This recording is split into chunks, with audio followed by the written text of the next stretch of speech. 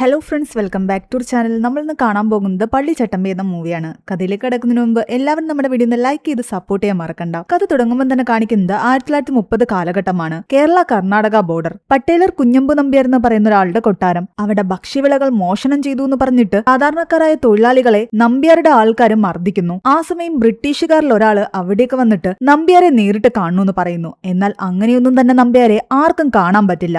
നമ്പ്യാരുടെ കീഴിലുള്ള ഏതോ ഒരു സ്ഥലം ഈ ബ്രിട്ടീഷുകാരെ കൈയടക്കാൻ ആഗ്രഹിച്ചിട്ടുണ്ടായിരുന്നു. എന്നാൽ അതിന് ശ്രമിച്ച ആൾക്കാരെയൊക്കെ നമ്പ്യാർ കൊന്നൊടുക്കി. ഈ പട്ടേലർ കുഞ്ഞമ്പു നമ്പ്യാർ ആരാണെന്ന് നമുക്ക് പിന്നീട് കാണാം. സീൻ അവിടെ കെട്ടായി നമ്മളെ പിന്നീട് കാണിക്കുന്നത് സീത എന്ന് പറയുന്ന ഒരു കുട്ടിയുടെ ഫാമിലിയാണ്. കാവിലെ പരിപാടിയൊക്കെ കഴിഞ്ഞിട്ട് അവർ അവിടെ നിന്നും പോകുന്ന വഴിക്ക് അവരുടെ കൂടെ ഒരു പള്ളിയിലച്ഛനും ഉണ്ടായിരുന്നു. എന്നാൽ കാട്ടിലൂടെയുള്ള വഴിയിൽ അവർ കാണുന്നത് കെട്ടിത്തൂക്കിയ മൃതദേഹങ്ങളാണ്. പട്ടേലരുടെ ആൾക്കാർ ഭൂമി സ്വന്തമാക്കാൻ വേണ്ടിയിട്ട് ആ ഭൂമിയുടെ ഉടമകളെ കൊന്നൊടുക്കുന്നത് അവിടെ പതിവായി തുടങ്ങിയിരുന്നു. എല്ലാം കണ്ടവർ പേടിച്ചു നിൽക്കുമ്പോൾ എവിടെ നിന്നോ ഒരു കുഞ്ഞിന്റെ കരച്ചിൽ കേൾക്കുന്നു. നല്ലപോലെ പരിശോധിച്ചപ്പോഴാണ് ഈ കെട്ടിത്തൂക്കിയ ആൾക്കാരുടെ കൂട്ടത്തിൽ ഒരു സ്ത്രീയുടെ മാറോട് ചേർന്ന് ഒരു കുഞ്ഞിനെ കെട്ടിവെച്ചിരിക്കുന്നത് ഇവർ കാണുന്നത്. അവർ ആ കുഞ്ഞിനെ രക്ഷിക്കുന്നു. ആ കുഞ്ഞിന്റെ അച്ഛനെന്ന് കരുതിയിരുന്ന ആളുടെ കയ്യില് കൃഷ്ണപിള്ള എന്ന പേര് പച്ച കുത്തിയിട്ടുണ്ടായിരുന്നു. ആ പേരാണ് അവർ ആ കുഞ്ഞിന് പിന്നീടിടുന്നത്. അങ്ങനെ കാലങ്ങൾ കഴിഞ്ഞുപോയി. പല ആൾക്കാരും ഇന്ന് ജീവിക്കുന്ന അവരുടെ ഭൂമി മുൻപ് മറ്റാരുടേതൊക്കെയോ ആയിരുന്നു. ഇതിന്റെയൊക്കെ യഥാർത്ഥ അവകാശികൾ ആരാണെന്ന് പോലും പലർക്കും അറിയില്ല. അങ്ങനെ ഒരു മണ്ണ് സ്വന്തമാക്കാൻ ഒരു യഥാർത്ഥ അവകാശി വന്നാൽ എങ്ങനെയിരിക്കും?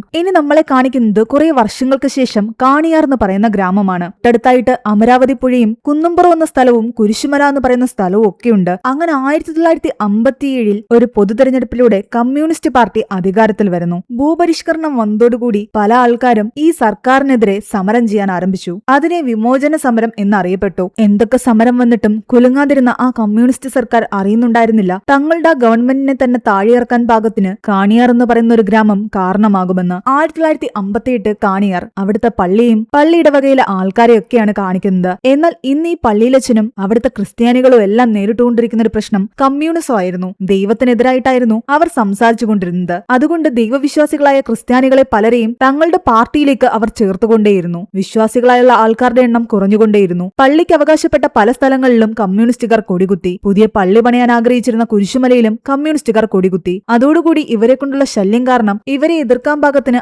ആരെയെങ്കിലും പള്ളിയിലേക്ക് കൊണ്ടുവരണമെന്ന് ഈ അച്ഛൻ ആഗ്രഹിച്ചിട്ടുണ്ടായിരുന്നു. ആ ഗ്രാമത്തിലുള്ള ആൾക്കാര് അവിടെ അടുത്തുള്ള തരിയോട്ടുമല എന്ന് പറയുന്ന മല കാണുമ്പോൾ പേടിച്ചിരുന്നു. പണ്ടു മുതലേ അവിടെ പിശാചുക്കളും ഭൂതങ്ങളും ഉണ്ടെന്നാണ് ജനങ്ങളെ ആരൊക്കെയോ പറഞ്ഞു വിശ്വസിപ്പിച്ചിരുന്നത്. ആരും അതുകൊണ്ട് അങ്ങോട്ട് പോകാറില്ലായിരുന്നു. കമ്മ്യൂണിസ്റ്റ് പാർട്ടിയെ എതിർത്തു നിന്നിരുന്ന വിശ്വാസികളായ പലരും ആ പാർട്ടിയിലേക്ക് ചേർന്നതോടുകൂടി അച്ഛന് പതിയെ പതിയെ പേടിയാകാൻ തുടങ്ങി. എല്ലാവരും കമ്മ്യൂണിസ്റ്റിന്റെ പിറകെ പോയി കഴിഞ്ഞാൽ ഈ നാട്ടിലെ വിശ്വാസികൾ കുറയും. അതുകൊണ്ട് പല പള്ളികളും സംരക്ഷിക്കാൻ വേണ്ടിയിട്ട് ക്രിസ്റ്റഫർ ഫോഴ്സ് എന്ന് പറഞ്ഞിട്ട് ഒരു ഫോഴ്സ് രൂപപ്പെടുത്തുന്നുണ്ടായിരുന്നു. പള്ളിയിലേക്ക് കൊണ്ടുവരും. ചട്ടമ്പികളായിട്ടുള്ള ആൾക്കാരെ സെലക്ട് ചെയ്ത് ഓരോ പള്ളികളും അവരുടെ പള്ളിയിലെ ക്രിസ്റ്റഫർ ആയിട്ട് നിയമിക്കും. അയാളുടെ ഉത്തരവാദിത്തമാണ് പള്ളിയെ എതിർക്കുന്ന രീതിയിൽ പ്രവർത്തനം നടത്തുന്ന ആൾക്കാരെ എല്ലാം തന്നെ അടിച്ചൊതുക്കുക എന്നുള്ളത്. അങ്ങനെ തങ്ങളുടെ പള്ളിയിലേക്കും ഒരു ക്രിസ്റ്റഫറിനെ കൊണ്ടുവരാൻ പല നാടുകളിലും ഈ അച്ഛൻ തന്റെ ആൾക്കാരെ വിട്ട് അന്വേഷിക്കുന്നു. ഒരുവിധം ചട്ടമ്പികളെയെല്ലാം പല പള്ളിക്കാരും കൊണ്ടുപോയി. ഒടുവിൽ നമ്മുടെ ഈ അച്ഛന്റെ ആൾക്കാർ എത്തുന്നതാകട്ടെ തുടക്കത്തിൽ കാണിച്ച ആ പള്ളിയിലച്ഛന്റെ അടുത്തേക്കാണ്. അന്ന് മരിച്ചുപോയ ആൾക്കാരുടെ കൂട്ടത്തിൽ നിന്ന് കിട്ടി അവർ എടുത്തു വളർത്തിയ കൃഷ്ണപിള്ള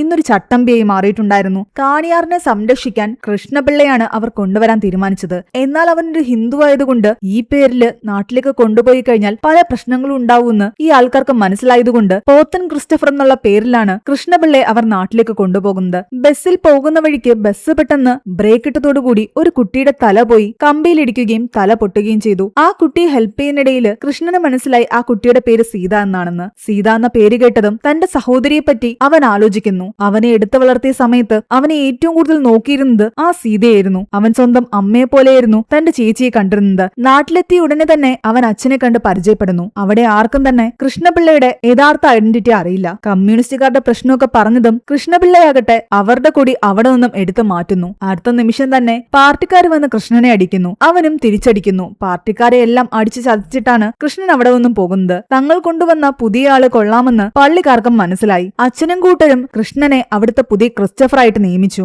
ഇതുപോലെ പള്ളിയെ എതിർക്കാനും വിശ്വാസികളെ കമ്മ്യൂണിസ്റ്റുകാരാക്കാനും ശ്രമിക്കുന്ന ആൾക്കാരെ നേരിടാൻ വേണ്ടിയിട്ട് പല അടവുകളും കൃഷ്ണൻ അവിടെയുള്ള ആൾക്കാരെ പഠിപ്പിക്കാൻ ആരംഭിച്ചു. വിശ്വാസികളായിട്ടുള്ള ആൾക്കാരെ സെലക്ട് ചെയ്യുമ്പോൾ അവർ ഏത് വിഭാഗത്തിൽപ്പെട്ട ആൾക്കാരാണെന്ന് പോലും നോക്കാതെയായിരുന്നു കൃഷ്ണൻ അവരെ പഠിപ്പിച്ചുകൊണ്ടിരുന്നത്. അതിൽ പെൺകുട്ടികളും ഉണ്ടായിരുന്നു. എന്നാൽ ഈ കമ്മ്യൂണിസ്റ്റുകാരാകട്ടെ പള്ളിയുടെ ഭാഗമായി വെച്ചിരുന്ന നക്ഷത്രങ്ങളൊക്കെ കത്തിച്ചു കളയാൻ ആരംഭിച്ചു. പള്ളി പണിയാൻ ആഗ്രഹിച്ചിരുന്ന സ്ഥലത്ത് ഇവർ കൊടി കുത്തിയിട്ടുണ്ടായിരുന്നില്ലേ, ആ കൊടിയെല്ലാം തന്നെ കൃഷ്ണൻ എടുത്തു കളഞ്ഞു. അവനെ എതിർക്കാൻ വന്നവരെ ആളുകളെയൊക്കെ അവൻ അടിച്ചോടിച്ചു. വളരെ പെട്ടെന്ന് തന്നെ വിശ്വാസികളുടെ മനസ്സിൽ കൃഷ്ണൻ നല്ലൊരു സ്ഥാനം നേടിയെടുത്തു. എന്നാൽ ഈ നാടിനെ തേടി ഒരു അപകടം വരാനുണ്ടായിരുന്നു. അത് അവർ അറിയുന്നുണ്ടായിരുന്നില്ല. സീനവിടെ കട്ടായി നമ്മളെ കാണിക്കുന്നത് ഹോം ഡിപ്പാർട്ട്മെന്റിലെ ഡാനിയലിന്റെ ഓഫീസാണ്. കമ്മ്യൂണിസ്റ്റ് സർക്കാരിനെതിരെ വിമോചന സമരം നടത്തുകയും ക്രിസ്റ്റഫർ ഫോർഡ്സിനെ നിയമിക്കുകയും ചെയ്ത പല സ്ഥലങ്ങളിലേക്കും അവരെ നേരിടാൻ വേണ്ടിയിട്ട് പ്രത്യേകം പോലീസുകാരെ ഇറക്കുന്നുണ്ടായിരുന്നു. അതുപോലെ കണിയാറിലേക്കും ഒരു പോലീസുകാരൻ വരും. എന്നാൽ ഈ ഡാനിയല് ഒരു സാധാരണ പോലീസുകാരനെ ആയിരുന്നില്ല കണിയാറിലേക്ക് കൊണ്ടുവരാൻ ആഗ്രഹിച്ചിരുന്നത്. ഒരുപാട് ക്രൂരതകൾ ചെയ്തിട്ടുള്ളതും ഒരുപാട് പേരെ ഒരുമിച്ച് കുന്നു തള്ളിയിട്ടുള്ളതുമായിട്ടുള്ള രൈരു രാമണ്ണ എന്ന് പറയുന്ന പോലീസുകാരനെയാണ് ആ ഗ്രാമത്തിലേക്ക് അയക്കാൻ തീരുമാനിച്ചിട്ടുണ്ടായിരുന്നത്. അതിന്റെ പിന്നില് എന്തൊക്കെയോ ദുരുദ്ദേശവും അയാൾക്കുണ്ടായിരുന്നു. ഈ കണിയാറില് 6 പട്ടയഭൂമികൾ ഉണ്ടായിരുന്നു. അത് അവിടെയുള്ള പല ആൾക്കാരുമാണ് വാങ്ങിയിരിക്കുന്നത്. എന്നാൽ അതില് 5 പട്ടയഭൂമികളും ഈ ഡാനിയൽ പറഞ്ഞിട്ട് കണിയാറിലുള്ള ഒരാളാകട്ടെ അതിന്റെ ഉടമസ്ഥരുടെ കയ്യിൽ നിന്നും വാങ്ങിയെടുത്തു. പക്ഷേ ഒരേ ഒരു പട്ടയഭൂമി മാത്രം ഇവർക്ക് വാങ്ങിയെടുക്കാൻ പറ്റുന്നില്ല. അത് റെബേക്ക എന്ന് പറയുന്ന ഒരു പെൺകുട്ടിയുടെ പേരിലായിരുന്നു. ആ പെൺകുട്ടി അതിപ്പോഴും വിൽക്കാൻ സമ്മതിച്ചിട്ടുണ്ടായിരുന്നില്ല. കുന്നുംപുറത്ത് മൊത്തം 110 കുടുംബങ്ങളാണുള്ളത്. അതിൽ 6 എണ്ണത്തിന് മാത്രമേ പട്ടയമുള്ളൂ. ബാക്കിയുള്ള കുടുംബങ്ങളെയൊക്കെ ഈസി ആയിട്ട് അവിടെ നിന്നും ഒഴിപ്പിക്കാം. ഈ പട്ടയഭൂമിയിൽ 5 എണ്ണവും ഇവർക്ക് കിട്ടിയ സ്ഥിതിക്ക് 6ാമത്തെയും കൂടെ കിട്ടിക്കഴിഞ്ഞാൽ ആ നാട് മുഴുവൻ ഇവർക്ക് സ്വന്തമാക്കാം. കണിയാറിലുള്ള ആള് ഡാനിയലിന്റെ കൂടെ നിൽക്കുന്നുണ്ടെങ്കിലും ആ പാവത്തിനും അറിയില്ലായിരുന്നു ഡാനിയലിന് മറ്റെന്തെങ്കിലും ഉദ്ദേശം ഉണ്ടോ ഇല്ലയോ എന്ന്. എന്നാൽ ഇവിടെ പള്ളിയുടെ വകയില് വലിയൊരു പ്രശ്നം നടക്കുകയാണ്. KPSCയുടെ പുതിയ നാടകം വന്നിരിക്കുന്നു. നിങ്ങൾ എന്നെ കമ്മ്യൂണിസ്റ്റ് ആക്കി. ആ നാടകം കാണുന്ന ആൾക്കാരെല്ലാം കമ്മ്യൂണിസ്റ്റ് പാർട്ടിയിലേക്ക് ചേരുകയാണ്. ദിവസം 3 ഷോ വെച്ചാണ് നടന്നുകൊണ്ടിരിക്കുന്നത്. ഈ നാട്ടിലും പലയിടങ്ങളിലും ആ നാടകം അവർ അവതരിപ്പിക്കുന്നുണ്ട്. അതിനെ തടയണമെന്ന് കൃഷ്ണപിള്ളയോട് ഇവർ പറയുന്നു. പക്ഷെ ഒരു നാടകത്തിനെയൊക്കെ എതിർക്കേണ്ട കാര്യമുണ്ടോന്നാണ് കൃഷ്ണൻ ചോദിക്കുന്നത്. നിന്നെ ഇവിടെ കൊണ്ടുവന്നത് ഈ വിശ്വാസികളെ സംരക്ഷിക്കാനാണെന്നും കമ്മ്യൂണിസ്റ്റുകാരെ എതിർക്കാനാണെന്നും പള്ളിയിലച്ചൻ എടുത്തെടുത്ത് പറയുന്നു. അങ്ങനെ ഗ്രാമത്തിന്റെ ഒരു ഭാഗത്ത് ഇന്ന് നാടകം നടക്കുന്നുണ്ട്. അവിടെ പോയി തോട്ടയെറിഞ്ഞ് ആ നാടകക്കാരെ അവിടെ നിന്നും ഒഴിപ്പിക്കുക എന്ന ലക്ഷ്യത്തോടു കൂടി കൃഷ്ണപിള്ള അവിടേക്ക് പോകുന്നു. എന്നാൽ അവിടെ ചെല്ലുമ്പോഴാണ് നാടകത്തിൽ അഭിനയിക്കുന്ന നായിക റെബേക്കയെ അവിടുത്തെ ഏതോ മുതലാളിമാർ തട്ടിക്കൊണ്ടുപോകുന്നത്. ഇതേ റെബേക്കയുടെ തന്നെയായിരുന്നു അവിടെ ഉണ്ടായിരുന്ന ആ വിൽക്കാതിട്ടിരിക്കുന്ന ഒരേ ഒരു പട്ടയഭൂമി. റെബേക്കയ്ക്ക് ഒരുപാട് ഫാൻസ് ഉണ്ട് അവിടെ. അവളെ തട്ടിക്കൊണ്ടുപോയതറിഞ്ഞതും എല്ലാവരും ബഹളം ഉണ്ടാക്കാൻ തുടങ്ങി. എന്നാൽ അവളെ രക്ഷിക്കാൻ പോയത് നമ്മുടെ കൃഷ്ണനായിരുന്നു. അവളെ തട്ടിക്കൊണ്ടുപോയ വണ്ടിയുടെ പിന്നാലെ പോയി ആ മുതലാളിമാരെ അടിക്കുകയും ആ സമയം കൊണ്ട് റെബേക്ക രക്ഷപ്പെടുകയും ചെയ്തു. എന്നാൽ തന്നെ രക്ഷിച്ച ആളോട് ഒരു നന്ദി പോലും പറയാൻ അവൾക്ക് പറ്റിയില്ല. പക്ഷെ പള്ളിയിലച്ചൻ കൃഷ്ണനോട് ചോദിക്കുന്നുണ്ട്, ഓൾറെഡി നായിക ആരെങ്കിലും തട്ടിക്കൊണ്ടുപോയ സ്ഥിതിക്ക് നാടകം എന്തായാലും മുടങ്ങില്ലേ, നീ എന്തിനാ അവളെ രക്ഷിക്കാൻ പോയതെന്ന്. എന്നാൽ എന്റെ മനസാക്ഷി അതിനനുവദിച്ചില്ല എന്നാണ് കൃഷ്ണൻ പറയുന്നത്. തോട്ടയെറിഞ്ഞ് നാടകം മുടക്കാൻ പോയെങ്കിലും ഒരു പെൺകുട്ടി അവർ തട്ടിക്കൊണ്ടുപോകുമ്പോൾ നോക്കി നിൽക്കാൻ തനിക്ക് പറ്റില്ല. പക്ഷെ ആ നാടകം വീണ്ടും അവിടെ മറ്റൊരിടത്ത് അവർ അവതരിപ്പിക്കാൻ പോകുന്നു. അവിടെയും പോയി തോട്ടയെറിയാൻ ഈ ഇടവകക്കാർ കൃഷ്ണനോട് പറയുന്നു. അന്ന് രാത്രി കൃഷ്ണൻ അവിടെ ചെന്നെങ്കിലും അവനവിടെ വന്നവർ അറിഞ്ഞിട്ട് റെബേക്ക അവനോട് വന്ന് സംസാരിക്കുകയും അവനോട് നന്ദി പറയുകയും ചെയ്യുന്നു. ആൾക്കൂട്ടത്തിനിടയിൽ നിന്ന് ഒരാള് റെബേക്കയെ തൊടാൻ ശ്രമിച്ചതും കൃഷ്ണൻ അവന്റെ കൈ പിടിച്ചു തിരിച്ചു. തന്നെ സംരക്ഷിക്കാൻ ശ്രമിക്കുന്ന കൃഷ്ണനെ പതിയെ പതിയെ റെബേക്ക ഇഷ്ടപ്പെടാൻ തുടങ്ങി. യക്ഷഗാനത്തില് രാവണാവതാരം ചെയ്യുന്ന ആളായിരുന്നു നമ്മുടെ കൃഷ്ണൻ. അവൻ അതിനെപ്പറ്റി വാതോരാതെ റെബേക്കയോട് പറയുന്നു. റെബേക്കയോട് സംസാരിച്ചെടുത്തതുകൊണ്ട് ആ നാടകം നടക്കുമ്പോൾ തോട്ടയെറിയാനൊന്നും തന്നെ കൃഷ്ണന് തോന്നിയില്ല. അവൻ ആ നാടകം കണ്ടുകൊണ്ട് നിൽക്കുകയായിരുന്നു. ആ നാടകം കണ്ടതോടുകൂടി അവൻ അവന്റെ പഴയ ഓർമ്മകളിലേക്ക് പോകുന്നു. കാരണം നാടകത്തിൽ കാണിക്കുന്ന പലതും അവന്റെ ജീവിതത്തിൽ സംഭവിച്ചിട്ടുള്ളതാണ്. വർഷങ്ങൾക്ക് മുമ്പ് അവന്റെ അച്ഛനും അമ്മയും അവിടെ ഉണ്ടായിരുന്ന ആ നാട്ടിലുണ്ടായിരുന്ന കുഞ്ഞമ്പ നമ്പ്യാര് കൊന്നതാണ്. പിന്നീട് അവനെ എടുത്തു വളർത്തിയത് സീതയുടെ കുടുംബമാണ്. എന്നാൽ സീതയുടെ അച്ഛനെയും അമ്മയും നമ്പ്യാരുടെ ആൾക്കാർ കൊന്നു. പിന്നീട് സീതയ്ക്ക് എന്ത് സംഭവിച്ചു എന്ന് നമ്മളെ കാണിക്കുന്നില്ല. ചെറുപ്പത്തിൽ അവൻ അനുഭവിച്ച പല കാര്യങ്ങളും ഈ നാടകത്തിലൂടെ അവൻ നേരിട്ട് കാണുകയായിരുന്നു. അതുകൊണ്ട് ആ നാടകത്തെ എതിർത്ത് ഒന്നും തന്നെ ചെയ്യാൻ അവന് തോന്നിയില്ല. മുതലാളികളായ പലർക്കും എതിരെയുള്ള തൊഴിലാളികളുടെ പോരാട്ടമായിരുന്നു ആ നാടകത്തിലുണ്ടായിരുന്നത്. നാടകം കഴിഞ്ഞതും അവിടെയുള്ള തന്റെ കുഞ്ഞമ്മയുടെ വീട്ടിലേക്ക് പോകാനായിരുന്നു റെബേക്ക പ്ലാനിട്ടത്. അവളെ അവിടേക്ക് കൂട്ടിക്കൊണ്ടു പോകുന്നത് നമ്മുടെ കൃഷ്ണനും. പോകുന്ന വഴിയിൽ അവർ സംസാരിക്കുന്നു. താൻ ഒരു കമ്മ്യൂണിസ്റ്റുകാരിയാണെങ്കിലും കമ്മ്യൂണിസ്റ്റ് പാർട്ടി കൊടികുത്തിയിരിക്കുന്ന ആ കുരിശുമലയില് ഒരു പാർട്ടി ഓഫീസ് വരാനല്ല താൻ ആഗ്രഹിക്കുന്നത്. അവരുടെ ആവശ്യം അതാണ്. പക്ഷെ ഞാൻ ആഗ്രഹിക്കുന്നത് അവിടെ പള്ളിയോ പാർട്ടി ഓഫീസോ അല്ലാതെ ഒരു വിദ്യാലയം പണിയണമെന്നാണ്. അത് നടക്കോ ഇല്ലയോ എന്ന് തനിക്കറിയില്ല. അത് നടന്നില്ലെങ്കിൽ തന്റെ പേരിൽ ഇവിടെയുള്ള ഈ 5 ഏക്കർ പട്ടയഭൂമിയില് ഞാനൊരു വിദ്യാലയം പണിയും. അതിന്റെ കുറച്ച് സ്ഥലത്ത് സ്വന്തമായിട്ടൊരു വീടും വെക്കും. ഈ നാട്ടിലുള്ള കുട്ടികൾക്ക് പാർട്ടി ഓഫീസോ പള്ളിയോ ഒന്നും തന്നെയല്ല വേണ്ടത്. അവൾ അതൊക്കെ പറയുമ്പോൾ അവൻ തന്റെ സഹോദരി സീതയെ ആലോചിക്കുന്നു. അന്ന് തന്റെ അച്ഛനും അമ്മയും കൊന്നത് നമ്പ്യാരുടെ ആൾക്കാരാണെന്ന് സീത കണ്ടിട്ടുണ്ടായിരുന്നു. ദൃക്സാക്ഷികളുണ്ടോന്ന് പോലീസുകാർ ചോദിച്ചപ്പോൾ അവൾ ധൈര്യപൂർവ്വം കുഞ്ഞമ്മ നമ്പ്യാരുടെ പേര് പറഞ്ഞു. എന്നാൽ ദേഷ്യം വന്ന പോലീസുകാരൻ അവളെ ഒറ്റ ചവിട്ടിന് കൊന്നുകളഞ്ഞു. റെബേക്കയ്ക്ക് പിറ്റേന്ന് ആലപ്പുഴയിൽ ഒരു നാടകം കളിക്കാൻ പോകണം. പിന്നീട് എപ്പോഴെങ്കിലും കാണാമെന്ന് പറഞ്ഞിട്ട് അവൾ പോകാൻ തുടങ്ങിയിരുന്നു. നിന്റെ നാടകം നന്നായിരുന്നുവെന്നും കൃഷ്ണൻ പറയുന്നുണ്ട്. എന്നാൽ നാടകത്തെ തകർക്കാൻ പോയ അവൻ റെബേക്കയുടെ കൂടെ സംസാരിച്ചുകൊണ്ട് അവിടെ നിന്നും തിരിച്ചു പോയെന്നറിഞ്ഞതും പള്ളിയിലച്ഛനും ഇടവകയിലെ ആൾക്കാരും എല്ലാം ആൾക്കാരെല്ലാം തന്നെ കൃഷ്ണന് നേരെ തിരിഞ്ഞു. നിങ്ങൾ വിചാരിക്കുന്ന പോലെ ആ നാടകം പള്ളിക്കെതിരെ ഒന്നും തന്നെ സംസാരിക്കുന്നില്ല എന്ന് അവൻ പറഞ്ഞെങ്കിലും അവരാരും അത് കേട്ടില്ല. കൃഷ്ണന്റെ യഥാർത്ഥ ഐഡന്റിറ്റി എന്താണെന്ന് അവർ മനസ്സിലാക്കിയിട്ടുണ്ടായിരുന്നു. നീ ഒരു ക്രിസ്ത്യാനി അല്ലാത്തതുകൊണ്ടാണ്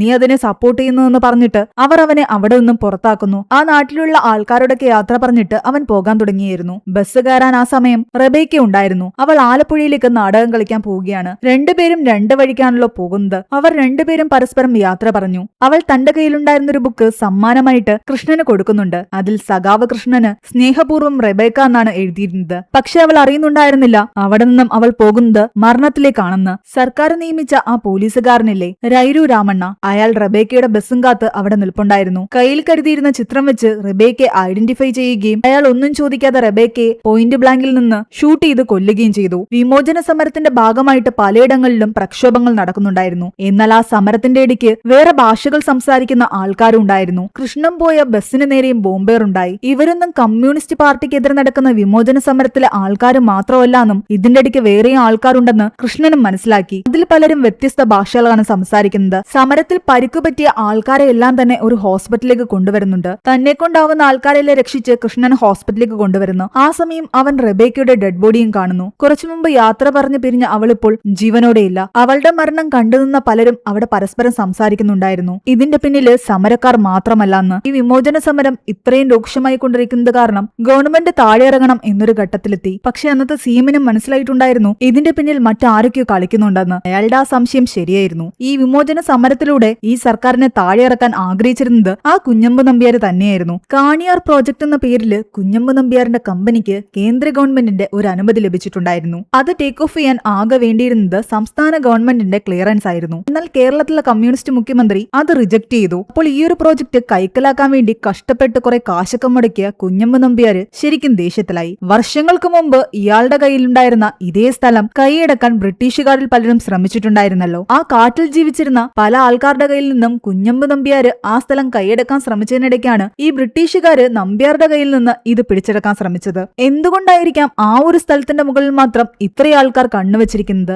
അതിന്റെ പിന്നിലും വലിയൊരു കാരണമുണ്ടായിരുന്നു. ഇവരെല്ലാവരും നോക്കിക്കണ്ടുകൊണ്ടിരുന്ന ആ ഒരു സ്ഥലം കണിയാറിനടുത്തുള്ള തരിയോട്ട് മലയായിരുന്നു. വർഷങ്ങൾക്ക് മുമ്പ് അത് നമ്പ്യാരുടെ കമ്പനി ഏരിയയായിരുന്നു. ആ മണ്ണിനടിയിൽ സ്വർണത്തിന്റെ നിക്ഷേപമുണ്ട്. അയാൾക്ക് മറ്റു നാടുകളിൽ നിന്നും ഖനനം ചെയ്ത് എടുക്കുന്നതിനേക്കാൾ കൂടുതലധികം സ്വർണം ഈ ഒരു മലയിൽ നിന്ന് മാത്രം എടുക്കാൻ സാധിക്കും. പക്ഷേ ഖനനം ചെയ്ത് എടുക്കണമെങ്കിൽ സർക്കാരിന്റെ പെർമിഷൻ വേണം. അതിനുവേണ്ടി പല ആൾക്കാരെയും അയാൾ കാണാൻ ആരംഭിച്ചു. ഒരുപാട് പേർക്ക് കാശ് കൊടുത്തു. ഒടുവിൽ ചീഫ് മിനിസ്റ്ററിന്റെ അടുത്ത് ആ പ്രോജക്ട് എത്തിയപ്പോൾ അത് മിനിസ്റ്റർ റിജക്ട് ചെയ്തു. ആ സ്വർണം ഖനനം ചെയ്തെടുക്കാൻ വേണ്ടിയിട്ട് അതിനോടടുത്ത് താമസിക്കുന്ന കണിയാറിലെ ജനങ്ങളെയെല്ലാം തന്നെ അവിടെ നിന്നും ഒഴിപ്പിക്കണമായിരുന്നു. ആ നാട് തന്നെ അവിടെ നിന്നും ഇല്ലാതാക്കണം. ആ സമയത്താണ് ഈ കമ്മ്യൂണിസ്റ്റ് പാർട്ടിക്കെതിരെ വിമോചന സമരം നടക്കുന്നത്. ആ സമരത്തിന്റെ ഇടയിലേക്ക് നമ്പ്യാർ തന്റെ ആൾക്കാരെയും കുത്തിനിറച്ചു. നാട് മുഴുവൻ വലിയ പ്രക്ഷോഭം ഉണ്ടാക്കി. അങ്ങനെ സർക്കാരിനെ താഴെ ഇറക്കാനായിരുന്നു നമ്പ്യാരുടെ പ്ലാൻ. കണിയാറിൽ പട്ടയഭൂമി ഉള്ളത് 6 പേർക്കായിരുന്നല്ലോ. അതിൽ 5 പേരും അത് നമ്പ്യാർക്ക് എഴുതി കൊടുത്തു. എന്നാൽ റെബേക്ക മാത്രം കൊടുത്തില്ല. അതുകൊണ്ടാണ് പോലീസുകാരൻ രൈരു രാമണ്ണയെ വെച്ച് റെബേക്കയെ കൊന്നതും അവള് മരിച്ച ശേഷം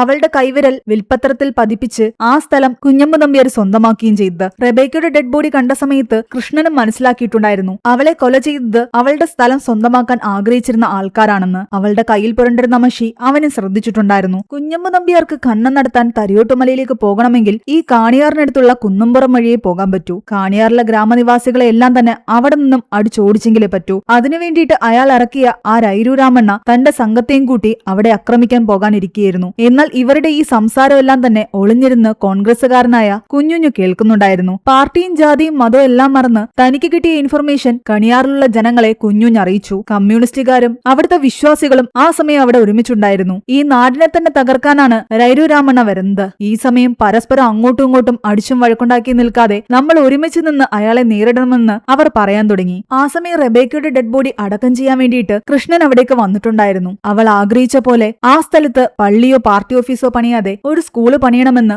അവിടെ നിന്നിരുന്ന എല്ലാവരും പറയുന്നു. അതിൽ ആർക്കും ഒരു എതിർപ്പും ഉണ്ടായിരുന്നില്ല. ആ നാട്ടിലുള്ള ആൾക്കാരെല്ലാം കൃഷ്ണനോട് റിക്വസ്റ്റ് ചെയ്യുന്നു, ഞങ്ങളുടെ നാടിന്റെ കൂടെ നിൽക്കണമെന്നും ഞങ്ങളുടെ നാടിനെ രക്ഷിക്കണമെന്നും പറഞ്ഞ്. അങ്ങനെ ആ നാടിനെ ആക്രമിക്കാൻ വന്ന രൈരു രാമണ്ണയുടെ സംഘത്തെയെല്ലാം തന്നെ കൃഷ്ണനും ഈ നാട്ടുകാരും ചേർന്ന് നേരിടുന്നു. ഒരുപാട് പേർക്ക് പരിക്കുകൾ പറ്റി. പലരും മരിച്ചു വീണു. എന്നാൽ കൃഷ്ണൻ എല്ലാവരെയും അടിച്ചു തുരത്തിക്കൊണ്ടേയിരുന്നു. ഒടുവിൽ രൈരു രാമണ്ണെ കൊല്ലാൻ ശ്രമിക്കുകയായിരുന്നു കൃഷ്ണൻ. എന്നാൽ ആ സമയം അയാൾ പറയുന്നുണ്ട്, നീ എന്നെ കൊന്നാലും ഈ സ്ഥലത്തിന്റെ യഥാർത്ഥ അവകാശി എന്തായാലും നിങ്ങളെ തേടി വരുമെന്ന്. ആ സമയം ചെറിയൊരു ഫ്ലാഷ് ബാക്ക് കാണിക്കുന്നുണ്ട്. പോലീസ് സ്റ്റേഷനിൽ വെച്ചിട്ട് വെച്ചിട്ട് തന്റെ സഹോദരി സീതയെ കൊന്ന ആ പോലീസുകാരനെ അത്രയും ചെറുപ്പത്തിൽ തന്നെ കെണിവെച്ച് വീഴ്ത്തി കൃഷ്ണൻ കൊന്നിട്ടുണ്ടായിരുന്നു. അയാളെ എങ്ങനെയാണോ കൊന്നത് അതുപോലെ തന്നെ ഈ രൈരുരാമനെയും കൃഷ്ണൻ കൊല്ലുന്നു. അങ്ങനെ അയാളുടെ സംഘത്തിന്റെ അടുത്ത് നിന്ന് ആ ഗ്രാമത്തെ രക്ഷിക്കാൻ കൃഷ്ണന് സാധിച്ചു. ഇപ്പോൾ അവിടെ പരസ്പരം ആൾക്കാർ ഒന്നിന്റെയും പേരിൽ തമ്മിൽ തല്ലാറില്ല. അവരുടെ ഗ്രാമത്തിനെ തേടി വരുന്ന ആപത്തിനെ ഒരുമിച്ച് നേരിടാനായിരുന്നു അവരുടെ തീരുമാനം. ആ നാടിന്റെ രക്ഷകനായിട്ട് ആ നാട്ടുകാരെല്ലാം തന്നെ കൃഷ്ണനെ സ്വീകരിച്ചിട്ടുണ്ടായിരുന്നു. എന്നാൽ മൂവിയുടെ അവസാനം ഒരു സീൻ കൂടി നമ്മളെ കാണിക്കുന്നുണ്ട്. ഇതിന്റെ എല്ലാം സൂത്രധാരനായ കുഞ്ഞമ്മ നമ്പ്യാരെ കാണാൻ വേണ്ടിയിട്ട് കൃഷ്ണൻ ഒരു ഉത്സവം നടക്കുന്നിടത്ത് പോകുന്നതും അയാളെ ആക്രമിക്കാൻ തുടങ്ങുന്നതും. എന്നാൽ നമ്പ്യാരാകട്ടെ ഒട്ടും പേടിക്കാതെ